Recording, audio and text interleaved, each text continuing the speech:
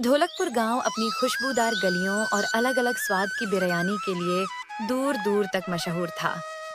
सुबह होते ही गांव की हवा में मसालों की खुशबू घुल जाती। कहीं चिकन बिरयानी, कहीं वेज सब्जी बिरयानी, तो कहीं मटन बिरयानी की महक। लेकिन इन सब में सबसे ज्यादा नाम था रघु के मटन बिरयानी के ठेले का। रघु रोज तड़के उठकर देग चढ़ाता। आज भी उसने पूरे 80 किलो मटन बिरयानी बनाई थी। ग्राहकों की लाइन लगी हुई थी। कोई कहता, मटन के पीस अच्छे देना रघु भैया। भैया जरा ज्यादा राइस डाल देना। दोपहर के करीब रघु ने देग में झांका और अचानक उसका चेहरा उतर गया। अरे ये कैसे हो सकता है? मैंने तो 80 किलो बनाई थी, बेची होगी मुश्किल से 40 से 50 किलो। तो बाकी गई कहाँ? वह सोच में ही डूबा था कि तभी 2 गांव वाले आए।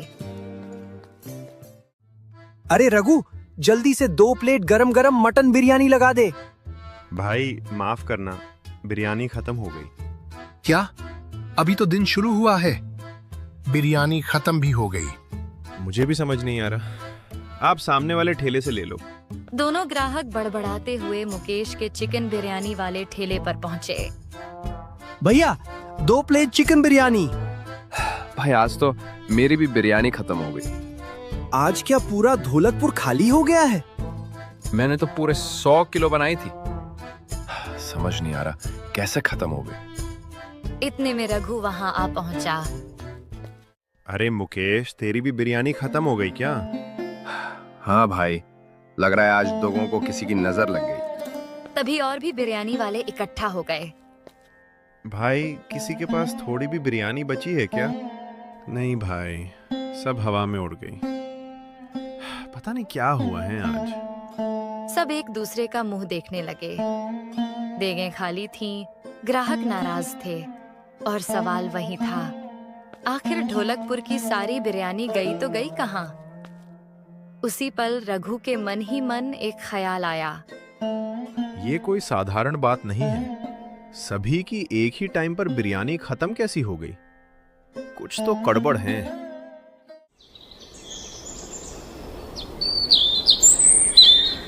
अगले दिन सुबह होते ही ढोलकपुर में एक ही चर्चा थी, कोई है जो रात में बिरयानी चुरा रहा है। चाय की दुकानों से लेकर चौपाल तक हर जगह लोग फुसफुसा रहे थे। रघु, मुकेश और बाकी ठेले वाले रात भर सो नहीं पाए थे। सबके मन में एक ही सवाल था, चोर कौन? उसी गांव में एक आदमी रहता था, भोला, लेकिन उसे कोई भोला नहीं कहता था। सब उसे प्यार से पेटूराम कहते थे। वजह साफ थी, वह इतना खाता था कि लोग कहते, इसका पेट नहीं गोदाम है। उसी दिन गांव का एक आदमी हांफता हुआ रघु के पास पहुंचा। रघु भैया, बड़ी खबर है। क्या हुआ? अभी अभी भोला के घर के बाहर से आ रहा हूँ। उसके घर से ढेर सारी बिरयानी की खुशबू आ रही थी। तो यही है चोर। चलो अभी उसके घर चलते हैं। दोनों तेजी से भोला के घर पहुंचे। जैसे ही रघु ने आंगन में कदम रखा, वह रुक गया। घर के बाहर बिरयानी की कई थैलियां पड़ी थीं। अरे भोला, बाहर निकल। मुफ्त की बिरयानी खाकर कहाँ छिपा बैठा है? आवाज सुनते ही भोला बाहर आ गया। अरे रघु, क्या हुआ? इतना चिल्ला क्यों रहे हो? कल हमारे ठेले से बिरयानी चुराकर यहाँ बैठकर खा रहा था और ऊपर से पूछता है क्यों चिल्ला रहे हो? भोला हैरान हो गया। अरे भाई, तुम भांग वांग पी कर आए हो क्या? मैंने तुम्हारी बिरयानी नहीं चुराई। रघु ने जमीन पर पड़ी थैलियों की ओर इशारा किया। तो ये सब कहाँ से आई? ये तो मेरे चाचा शहर से मेरे लिए लाए थे। तभी बाकी ठेले वाले भी वहां पहुंच गए। मुकेश ने थैलियां ध्यान से देखी और बोला, रघु, लगता है ये सच बोल रहा है। हम ऐसी थैलियां इस्तेमाल ही नहीं करते। और सोचो, एक आदमी एक ही वक्त में हम सबकी बिरयानी कैसे चुरा सकता है? तो फिर चोर कौन है? सब एक दूसरे का चेहरा देखने लगे। पेटूराम निर्दोष लग रहा था, लेकिन रहस्य और भी गहरा हो चुका था। ढोलकपुर की गलियों में अब सिर्फ खुशबू नहीं, एक अनजाना डर भी फैल चुका था। अगली सुबह रघु और बाकी बिरयानी वाले रोज की तरह अपने अपने ठेले सजाने लगे। देग चढ़ी, मसालों की खुशबू फैली और ढोलकपुर फिर से जिंदा हो उठा। सबने मन ही मन ठान लिया था, आज किसी को बिरयानी चुराने नहीं देंगे। उसी समय मुकेश के ठेले पर एक अनजान आदमी आकर खड़ा हो गया। उसका कद लंबा था, आंखें तेज और चेहरे पर अजीब सी मुस्कान। उसे देखते ही मुकेश थोड़ा सहम गया। वह आदमी धीमी आवाज में बोला, भाई, तुम्हारे पास कितनी बिरयानी बची हुई है? अरे भाई, अभी तो ठेला लगाया है, तुम ही पहले ग्राहक हो।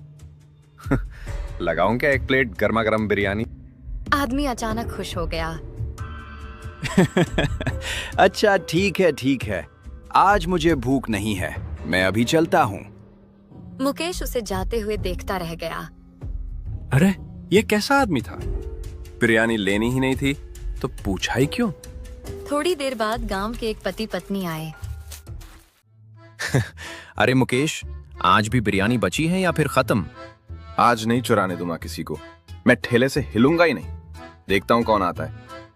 अच्छा है भाई, अब 2 प्लेट चिकन बिरयानी लगा दें, बहुत भूख लगी है। और हाँ, अच्छे मुलायम पीस देना। पूरा दिन अच्छा बीता, किसी भी ठेले से बिरयानी चोरी नहीं हुई। शाम को सारे बिरयानी वाले इकट्ठा हुए, लेकिन 2 चेहरे गायब थे। रघु ने पूछा, अरे श्याम और मोहित कहाँ हैं? आए क्यों नहीं? उन्होंने 2 दिन से ठेला लगाया ही नहीं। तो फिर कहाँ गए दोनों?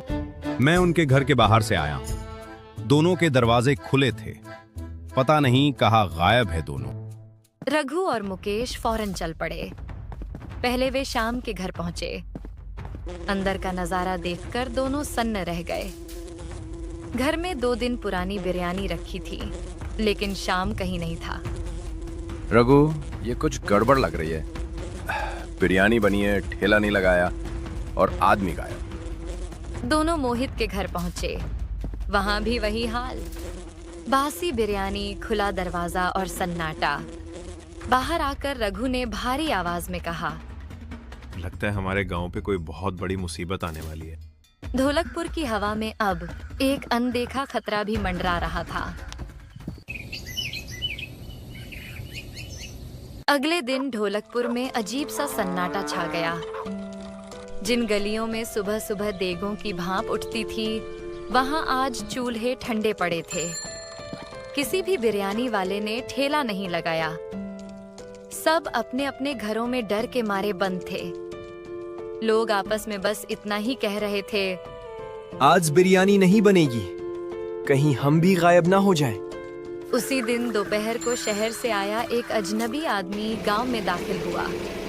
उसके कपड़े साफ सुथरे थे और आंखों में अजीब सी गंभीरता थी।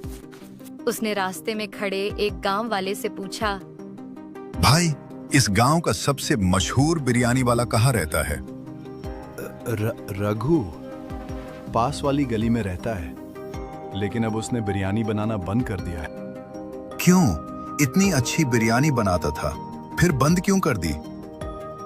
गांव वाला पहले तो घबरा गया, फिर धीरे से बोला, तुम्हें नहीं पता, 3 दिन से गांव में बहुत गड़बड़ हो रही है। कहीं बिरयानी चोरी हो जाती है तो कहीं बिरयानी वाला ही गायब हो जाता है। मुझे पता है, मैं इसी सिलसिले में यहाँ आया हूँ। यह कहकर वह रघु के घर की ओर चल पड़ा। रघु के घर के बाहर पहुंचकर उसने आवाज लगाई, रघु, घर पर हो क्या? तुमसे जरूरी बात करनी है। अंदर बैठे रघु का दिल जोर से धड़कने लगा। ये कौन है और मुझे क्यों ढूंढ रहा है? डरते डरते वह बाहर आया। अजनबी ने उसे देखते ही कहा, अरे रघु, तुम तो इतनी बढ़िया मटन बिरयानी बनाते हो, फिर बनाना बंद क्यों कर दिया? भाई क्या बताऊं, हमारे गांव पे बहुत बड़ी मुसीबत आ चुकी। बिरयानी वाले गायब हो रहे हैं, है ना? रघु सन्न रह गया। तुम्हें ये सब कैसे पता? तुम हो कौन? मैं शहर से आया हूँ और मैं इन्हीं घटनाओं की जांच कर रहा हूँ। इसी बारे में तुमसे बात करने आया हूँ। अंदर चलो, यहाँ सब सुन लेंगे। दोनों अंदर जाकर आमने सामने बैठ गए। ठीक है, अब बताओ, तुम्हें क्या पता है सबके बारे में? मेरे शहर में भी बिल्कुल यही हुआ था। पहले बिरयानी चोरी होने लगी, फिर कुछ दिनों बाद बिरयानी वाले गायब होने लगे। यह कहते ही वह अचानक चुप हो गया। रघु बेचैन हो उठा। फिर आगे क्या हुआ? अजनबी के होंठों पर एक डरावनी हंसी फैल गई। अब तुम भी गायब हो गए। रघु कुछ समझ पाता और पल भर में दोनों गायब। अगली सुबह चौपाल पर मुकेश बैठा रघु का इंतजार कर रहा था। इतनी देर हो गई, अभी तक रघु कैसे आया नहीं? समय बीतता गया लेकिन रघु नहीं आया। तभी उसे रघु का पड़ोसी दिखा। भाई, रघु को कहीं देखा क्या? सुबह से चौपाल पर नहीं आया। वो तो घर पर ही है, सुबह से दरवाजा भी नहीं खोला। वह तेज कदमों से रघु के घर पहुंचा। रघु, अरे रघु, चल बाहर आ जल्दी। कोई जवाब नहीं। मुकेश ने धीरे से दरवाजा खोला। अंदर का नजारा देखकर उसके पैरों तले जमीन खिसक गई। घर पूरी तरह खाली था। दौड़ता हुआ मुखिया जी के पास पहुंचा। मुखिया जी, रघु भी गायब हो गया है, हमें कुछ करना पड़ेगा। सब लोगों को चौपाल पर इकट्ठा करो, अब देर नहीं कर सकते। थोड़ी ही देर में पूरा गांव चौपल पर जमा था। हर चेहरे पर डर साफ दिख रहा था। मुखिया जी बोले, हमारे गांव पर किसी ने काला जादू किया है, इसी वजह से लोग गायब हो रहे हैं। कल हम गांव में हवन करेंगे, तभी सच्चाई सामने आएगी। अगले दिन पंडित जी ने हवन शुरू किया। मंत्रों की गूंज के बीच अचानक पंडित जी कांप उठे। मुझे एक नाम दिख रहा है। किसका पंडित जी? राकेश, वही गांव का पहला बिरयानी बनाने वाला जिसे आपने गांव से निकाल दिया था। पंडित जी, अब इसका कोई उपाय है क्या? पंडित जी ने मुखिया जी की ओर देखा। उपाय है और वो आपसे ही जुड़ा हुआ है। ठीक है पंडित जी, अगर गांव को बचाना है तो अब वही करना पड़ेगा। ढोलकपुर की किस्मत का फैसला अब अगले कदम पर टिका था। हवन के बाद मुखिया जी चुपचाप घर लौट आए। उनके साथ मुकेश और गांव का एक और आदमी भी था। घर के आंगन में एक अजीब सी खामोशी छाई थी। मुखिया जी जमीन पर बैठे थे। थोड़ी देर बाद मुकेश ने हिम्मत करके पूछा, मुखिया जी, पंडित जी ने ऐसा क्यों कहा कि राकेश का उपाय आपसे जुड़ा है? मुखिया जी की आवाज भारी हो गई। बेटा, राकेश मेरा ही पोता है। दोनों आदमी चौंक गए। बहुत साल पहले राकेश ने गांव में सबसे पहला बिरयानी का ठेला लगाया था। वो बहुत खुश था, मेहनत से काम करता था, लेकिन मुझे उसका काम छोटा लगा। दोनों चुपचाप सुनते रहे। मैंने उसे ठेला बंद करने को कहा, लेकिन उसने मना कर दिया। गुस्से में आकर मैंने उसे घर और गांव दोनों से निकाल दिया। मुखिया जी की आंखें नम हो गईं। जाते जाते उसने कहा था, इस गांव के लोग चैन से नहीं रहेंगे जब तक आप खुद एक बिरयानी का ठेला नहीं चलाएंगे। तो क्या वही काला जादू कर रहा है? लगता तो यही है। वही भेष बदलकर लोगों को गायब कर रहा है। अब हम क्या करेंगे मुखिया जी? अब तुम कुछ नहीं करोगे, जो करना है मैं करूंगा। कल से मैं खुद गांव में बिरयानी का ठेला लगाऊंगा। अगले दिन पूरा ढोलकपुर हैरान रह गया। लोग आंखों पर भरोसा नहीं कर पा रहे थे। मुखिया जी खुद बिरयानी का ठेला चला रहे थे। मुकेश और बाकी गांव वाले लाइन में लगकर बिरयानी खाने लगे। शाम होते होते सारी बिरयानी खत्म हो गई। मुखिया जी ने मन ही मन कहा, राकेश बेटा, मुझे और इस गांव को माफ कर दो।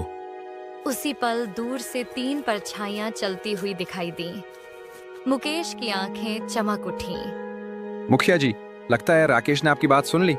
पास आते ही सबकी खुशी का ठिकाना न रहा। रघु और बाकी 2 बिरयानी वाले वापस लौट आए थे। गांव में फिर से रौनक लौट आई। हंसी, खुशबू और सुकून हर तरफ फैल गया। उस दिन के बाद मुखिया जी रोज अपना बिरयानी का ठेला लगाने लगे।